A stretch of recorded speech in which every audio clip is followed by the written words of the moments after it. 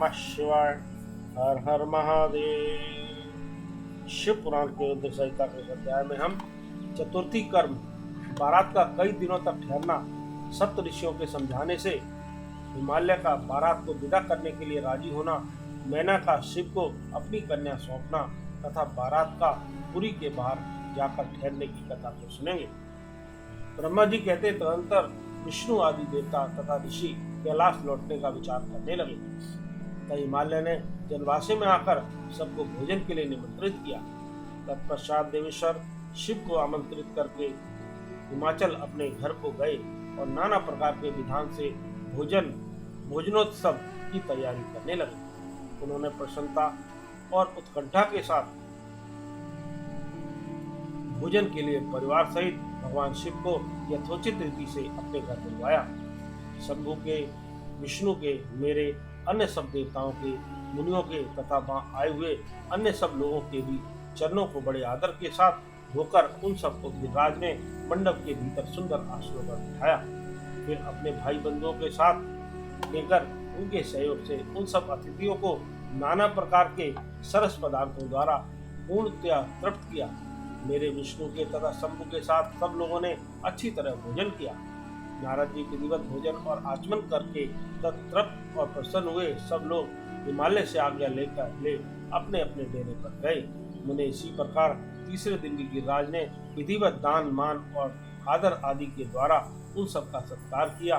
चौथा दिन आने पर शुद्धता पूर्वक सविधि चतुर्थी कर्म हुआ, जिसके बिना विवाह यज्ञ अधूरा ही रह जाता है। उस समय नाना प्रकार का उत्सव हुआ। साधु भाग और जय जयकार की ध्वनि हुई। बहुत से सुंदर गान दिए गए। भांति भांति के सुंदर गान और नृत्य हुए। पांचवें दिन सब देवताओं ने बड़े हर्ष और अत्यंत प्रेम के साथ शैलराज को सूचित किया कि अब हम लोग यहाँ से जाना चाहते हैं, आप आज्ञा प्रदान करें। उनकी यह बात सुने कि राज हिमान हाथ जोड़कर बोले, देवगण, आप लोग कुछ दिन और ठहरें तथा मुझ पर कृपा करें। क्यों कहकर उन्होंने सने के साथ उन देवताओं को, भगवान शिव को, विष्णु को, मुझको तथा अन्य लोगों को बहुत दिनों तक ठहराया और प्रतिदिन विशेष आदर सत्कार किया। इस प्रकार देवताओं के वहां रहते हुए बहुत दिन बीत गए। तब उन सब ने गिरिराज के पास सप्तऋषियों को भेजा। सप्तऋषियों ने हिमवान और मैना से समयोचित बात कहकर उन्हें समझाया, परम शिव तत्व का वर्णन किया तथा प्रसन्नता पूर्वक उनके सौभाग्य की सराहना की। मुने उनके समझाने से गिरिराज ने बारात को विदा करना स्वीकार कर लिया। तत्पश्चात भगवान शंभु यात्रा के लिए उद्धत हो देवता आदि के साथ शैलराज के पास आए। देवेश्वर शिव देवताओं सहित कैलाश की यात्रा के लिए जब उद्धत हुए, उस समय मैना उस स्वर से रोने लगी और उन कृपा निधान से बोली। मैना ने कहा, कृपा निधे, कृपा करके मेरी शिवा को का भली भांति लालन पालन कीजिए। आप आशुतोष हैं, पार्वती के सहस्त्रों अपराधों को भी क्षमा कीजिए।